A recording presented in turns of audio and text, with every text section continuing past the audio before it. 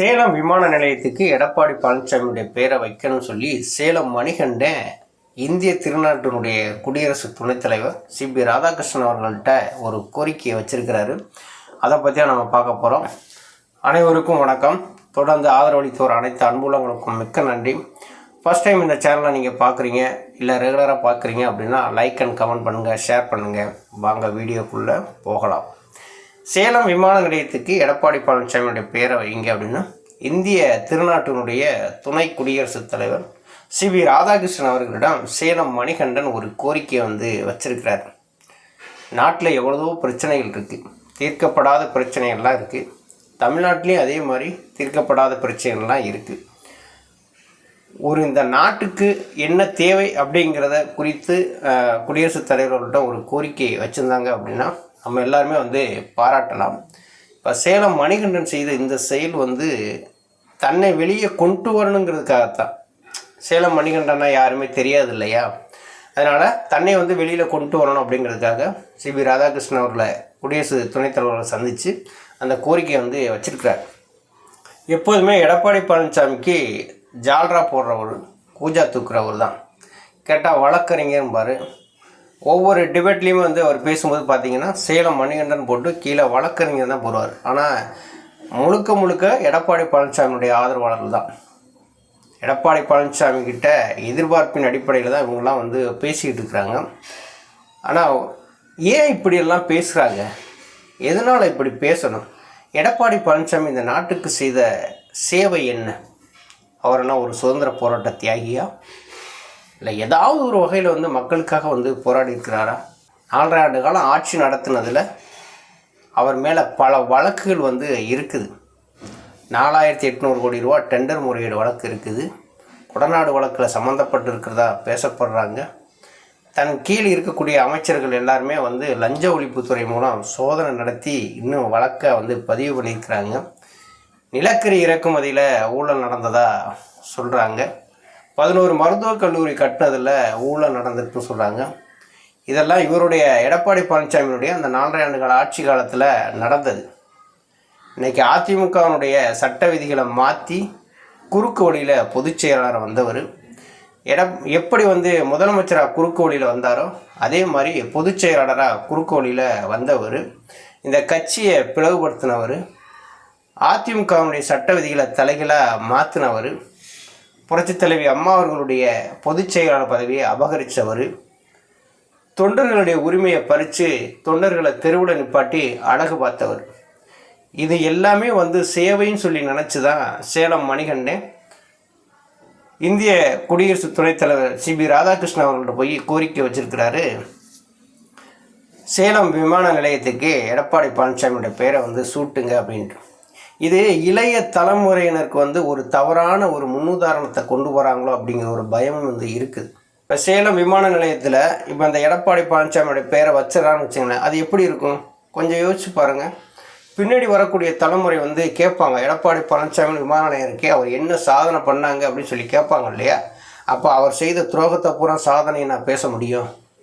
இப்போ சேலம் மணிகண்டன் ஓவராக எடப்பாடி பழனிசாமிக்கு ஜால்ரா போடுறார். அது அவர் குடுக்கல் வாங்கலில் ஜால்ரா போடுறாரா இல்லை சாதி அடிப்படையில் ஜால்ரா போடுறாரா அப்படின்னு தெரியல. சேலம் மாவட்டத்தில் எத்தனையோ சுதந்திர போராட்ட தியாகிகள் இருக்கிறாங்க.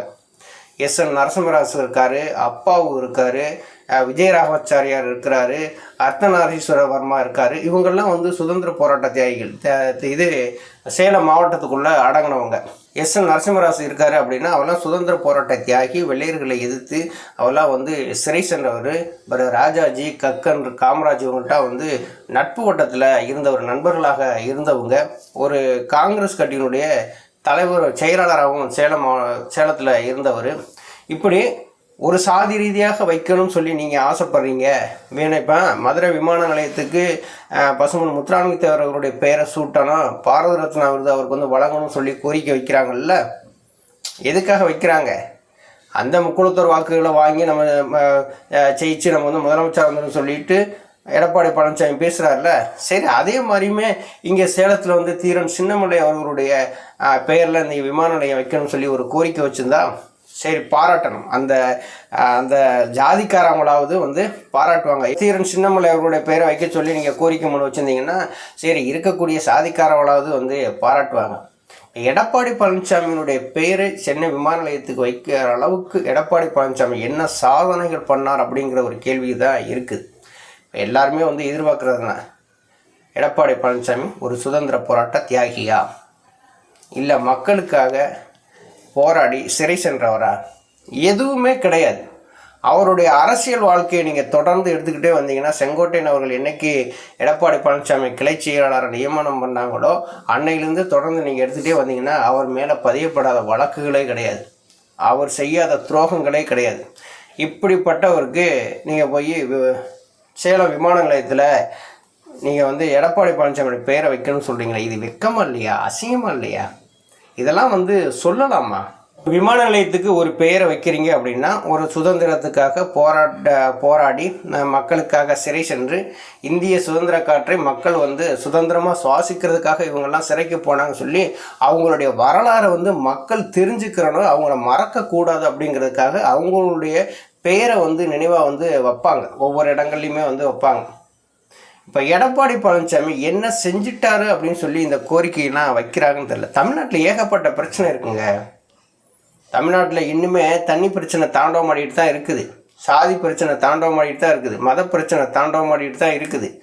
எந்த இடத்துல இல்லைன்னு வந்து சொல்ல முடியாது. இப்போ சமீப காலமாக பார்த்தீங்கன்னா இப்போ தென் மாவட்டங்களே ஜாதி பிரச்சனைகள் வந்து ஒவ்வொரு தலைவர்களும் தன்னை வந்து தற்காத்துக்கிறதுக்காக எல்லாம் சாதியை கையில் தூக்கி தான் எல்லாருமே வந்து பேச ஆரம்பிச்சிட்டாங்க.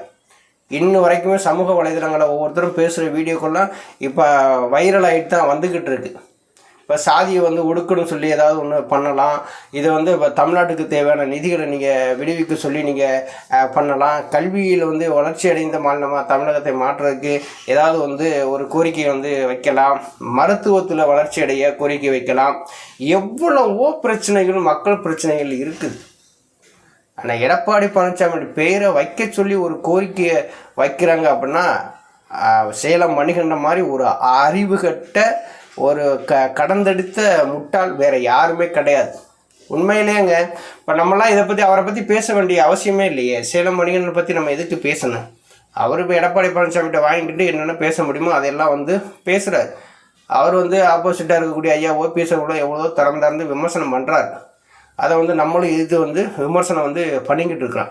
ஆனால் எடப்பாடி பழனிசாமியோடைய பெயரை வைக்கிற அளவுக்கு எடப்பாடி பழனிசாமி இந்த தமிழகத்துக்கும் இந்திய திருநாட்டிற்கும் என்ன செஞ்சாருங்கிற கேள்வி எழும்போது மணிகண்டன் அவர்கள் பதில் சொல்லியே ஆகணும். அது துணை குடியரசுத் தலைவர் சிபி ராதாகிருஷ்ணன் அவர்களை சந்தித்து இந்த கோரிக்கையை வந்து வைக்கிறாங்க. இதை எதை காட்டுது அப்படின்னா எடப்பாடி பழனிசாமியை ஒரு பெரிய பிம்பத்தை கட்டமைக்கிறாங்க. எடப்பாடி பழனிசாமி தான் அதிமுக, எடப்பாடி பழனிசாமிகிட்ட தான் கட்சி கொடி சின்ன எல்லாமே இருக்குது, இப்படியெல்லாம் நம்ம போய் ஒரு கோரிக்கையை கொண்டு வச்சோம் அப்படின்னா எடப்பாடி பழனிசாமி பெரிய ஆளாக இருப்பார் போல அப்படின்னு சொல்லி நம்பி மக்கள் வந்து அதிமுக பக்கம் திரும்புவாங்க அப்படின்னு சொல்லி எதிர்பார்த்து தான் சேலம் மணிகண்டன் இப்படி இந்த வேலைகள் வந்து பார்த்தது. அவர் அறிவுக்கு இதை செஞ்சதாக தெரியல, இன்னொருத்தர் சொல்லி தான் இதை செஞ்சிருப்பார் அப்படிங்கிற மாதிரி தெளிவாக வந்து தெரியுது. ஒன்றே ஒன்று புரியுதுங்க, இளைய தலைமுறையினருக்கு ஒரு தவறான தகவலை வந்து கொண்டு போய் சேர்க்கறதுல இன்றைக்கி வந்து எடப்பாடி பழனிசாமியுடைய அல்லக்கைகள் தீவிரமாக வேலை செய்கிறாங்க. இந்திய சுதந்திர போராட்டத்திற்காக வெள்ளையனை எதிர்த்து இன்றைக்கி சிறையில் அடைபட்டு அவங்களுடைய வீரத்தை பாராட்ட வழி இல்லாமல் எத்தனையோ தலைவர்கள் மறைக்கப்பட்டிருக்கிறாங்க. அவங்க உண்மை வரலாறு வந்து மறைக்கப்படுது.